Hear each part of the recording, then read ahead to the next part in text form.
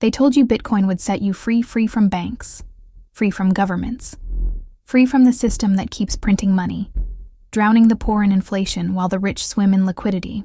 But freedom, as history teaches, is never free. Because when you remove the rules, the referees, and the regulators, what remains isn't paradise. It's chaos disguised as opportunity.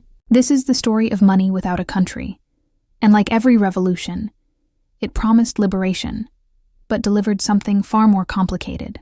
Bitcoin succeeded in creating currency beyond state control, but what emerged wasn't financial equality, it was absolute responsibility in a system where every mistake is permanent and every loss is final.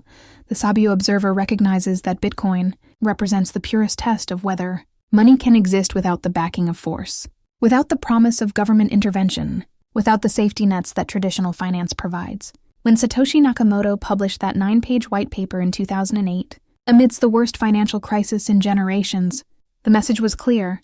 The old system is broken, corrupt, manipulated by the financial elite for their benefit while ordinary people bear the cost. Bitcoin would be different: limited supply, no central authority, transactions verified by mathematics rather than bankers.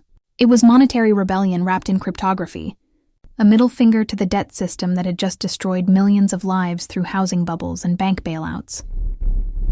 But 16 years later, the reality is far more complex than the dream. Bitcoin survived. Yes, it proved that stateless money could work technologically. But the ecosystem that grew around it reveals every flaw in human nature that central banking was designed to contain. Without regulators, manipulation runs rampant. Without insurance, losses are absolute. Without legal recourse, theft is permanent. The cost of living in a Bitcoin world isn't measured in transaction fees. It's measured in the complete transfer of risk from institutions to individuals. And most people, it turns out, don't want that responsibility. They want freedom from control, but they also want protection from chaos. Bitcoin offers the first, but eliminates the second. Stick with me, and I'll expose how Bitcoin's promise of liberation became a demonstration of why money without a country creates new hierarchies rather than destroying old ones. Why El Salvador's experiment revealed the gap between ideology and reality, and what this tells us about the future of the global economy as the debt crisis deepens and trust in traditional systems continues to erode. Ready to see what happens when money breaks free from the state? Let's examine the paradox of financial sovereignty. Let's start at the beginning, because Bitcoin's origin story isn't just technical innovation, it's political rage crystallized into code. In 2008, the financial crisis exposed the modern economy as it truly was, a rigged machine running on leverage and illusion. When Lehman Brothers collapsed, the world realized that those in charge had neither control nor accountability. Central banks printed trillions to bail out the same institutions that caused the disaster, while ordinary citizens lost homes, jobs, and savings. It was collective disillusionment, proof that the financial system wasn't built on stability, but on faith. And in that chaos, Satoshi Nakamoto published the Bitcoin white paper, Peer-to-Peer Electronic Cash. No state required, transactions verified by cryptography, not bankers, supply limited forever to 21 million coins. The first block, the Genesis block, was mined in January 2009 with a message embedded in its code. The Times, Ear 3 Jan 2009, Chancellor on brink of second bailout for banks. It wasn't just a timestamp. It was a declaration of war against the system. Early adopters were libertarians, programmers, economists, anyone who believed money should be free from political influence. They traded in small online forums, sending coins worth pennies. One of them, Laszlo Hanyecz, made the first real-world purchase, 2 pizzas for 10,000 BTC.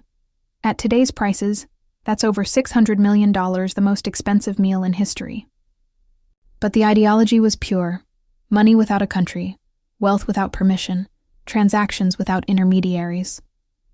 The banking system had betrayed the public trust, and Bitcoin was the alternative. But the libertarian dream collided with human nature faster than anyone anticipated.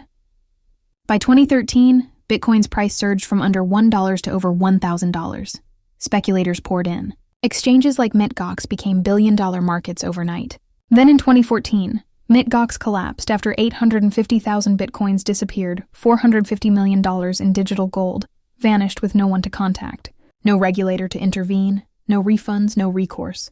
The blockchain recorded every stolen coin publicly, but none could be recovered. The technology worked perfectly. It was the people who failed. This is Bitcoin's paradox. It removes intermediaries, but also removes mediators. There's no authority to turn to when something goes wrong. Every transaction is final, every error permanent. The cost of freedom from banking control is accepting total responsibility for your own security. And as the crypto explosion continued through the 2010s, that responsibility proved too heavy for most. By 2022, users lost over $3.8 billion to hacks and scams, the largest theft in crypto history at the time. Bitcoin promised liberation from centralized corruption, but it delivered exposure to decentralized predation instead. Now let's examine what happens when Bitcoin ideology becomes national policy, because El Salvador's experiment is the most revealing test case of stateless money's viability. In 2021, President Nayib Bukele announced that Bitcoin would become legal tender, the first nation to use a stateless currency as official money. The government created a national wallet app called Chivo, distributed $30 in Bitcoin to every citizen who downloaded it, and installed Bitcoin ATMs throughout the country. Bitcoin Beach, near El Zonte, became a symbol of financial innovation. For a moment, it looked like a new era. Tech influencers called Bukele the CEO president. The libertarian dream was being tested at national scale. But the experiment collided with harsh reality almost immediately. Most Salvadorans didn't want a volatile asset for their daily purchases. They wanted stability. When Bitcoin's price crashed over 60% in 2022, the government's holdings lost half their value on paper. Protests erupted in San Salvador. Citizens complained of technical failures, scams, and frozen wallets. The IMF warned that Bitcoin adoption could destabilize the country's finances and cut off lending. By 2025, the results are mixed and revealing. El Salvador officially holds about 6,240 Bitcoins, valued at approximately $740 million at current prices, a nominal profit of nearly $443 million after the recent rally.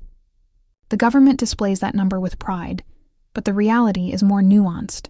Only about 8% of Salvadorans use Bitcoin regularly, according to Central Reserve Bank surveys. The rest stick to dollars. Under a new $1.4 billion agreement with the IMF, Bukele's government quietly agreed to make Bitcoin acceptance voluntary rather than mandatory. The law remains, but enthusiasm has cooled. International creditors imposed restrictions on new Bitcoin purchases, though the country's Bitcoin office still buys small amounts through state entities. Bitcoin Beach survives, fueled mainly by tourism, but ordinary citizens remain cautious. For them, Bitcoin didn't bring freedom, it brought confusion. Their salaries are still paid in dollars, their debts denominated in dollars, their savings in cash. Bitcoin, for now, is a sideshow. What El Salvador discovered is that stateless currency still needs a state to enforce trust. Without governance, adoption turns to chaos. And chaos has a cost. The wealthy and tech-savvy gained new ways to move money abroad. The poor were told to download an app that barely worked. This revealed the central flaw in Bitcoin's promise. It works wonderfully for those with knowledge and discipline. But as national currency, it exposes exactly what it tried to fix: economic inequality through unequal access to technological sophistication. Let's confront the final truth that destroys Bitcoin's decentralization narrative.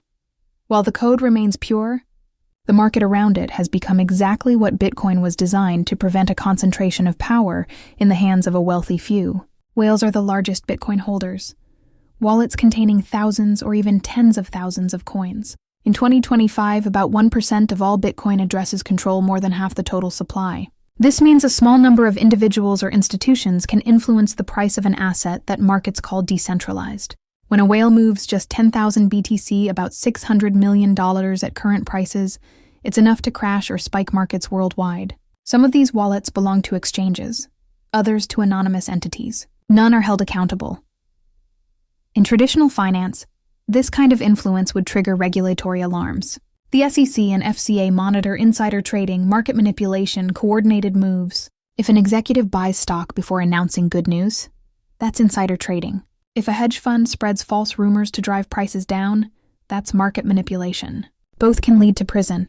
But in Bitcoin, no such rules exist. No reporting requirements, no disclosure standards, no punishment. If a whale dumps coins on one exchange to cause panic, then buys back cheaper on another, it's just strategy. Insider trading is even more common. Exchange employees knowing which coins will be listed next and front-running the market. Developers leaking information about updates. Private groups coordinating pump and dump cycles through encrypted chats. In regulated markets, this would be criminal conspiracy. In crypto, it's Tuesday. This is the contradiction at Bitcoin's heart. It was created to eliminate human corruption, but humans built everything around it. And those humans learned to game the system because there is no system, only technology that records everything, but enforces nothing. Bitcoin can't be manipulated by governments, but it can be and is manipulated by people with enough capital to matter. This isn't decentralization. It's just a new oligarchy with better technology. In stock markets, we fear insider trading because it destroys fairness. In Bitcoin, we call it early adoption. The result is the same. Power concentrates, and those who arrive late pay the price. By 2025, Bitcoin's code remains pure, but its market doesn't. And that distinction matters because when there are no referees, every player becomes their own regulator, judge, and victim. The financial elite simply migrated from banks to whales, from politicians to protocol owners, from regulation to algorithmic advantage. Bitcoin succeeded in creating money without a country, but what it couldn't create was money without power. So there you have it. Bitcoin, the monetary revolution that proved stateless money can exist, but also proved that removing the state doesn't remove hierarchy, it just reshapes it. The technology works perfectly, recording every transaction permanently on an incorruptible ledger. But the humans using that technology revealed every flaw that central banking was designed to contain. Without regulation, manipulation runs free. Without insurance, losses are absolute. Without legal recourse, theft is permanent. The blockchain is transparent, but transparency without accountability is just evidence you can't use. The question you face is uncomfortable but essential. In a Bitcoin world, do you want the responsibility that comes with absolute financial sovereignty? Because that's the trade-off Bitcoin imposes. You control your money completely, which means you also bear all consequences completely. No chargebacks, no customer service, no oops button. You are your own bank, with all the security burdens and technical requirements that entails. For the knowledgeable few, that's liberating. For everyone else, it's isolating. This is why Bitcoin adoption remains limited despite 16 years of existence. Most people don't want sovereignty. They want security. Here's what I need you to do. If you hold Bitcoin or crypto, ask yourself honestly, do you understand the technology well enough to protect yourself? Can you manage private keys, recognize phishing attempts, verify smart contracts, and secure hardware wallets? If not, you're vulnerable in ways traditional banking never exposes you to. And if this video revealed that Bitcoin's promise of liberation came with the cost of absolute responsibility in an unregulated market controlled by whales, subscribe to this channel right now. Because as the debt crisis deepens and trust in traditional financial systems continues eroding, more people will look to Bitcoin as an alternative. But they need to understand, it's not a replacement for the system. It's an opt-out that requires technical sophistication most don't have. Money without a country works perfectly for those who can afford the cost of freedom.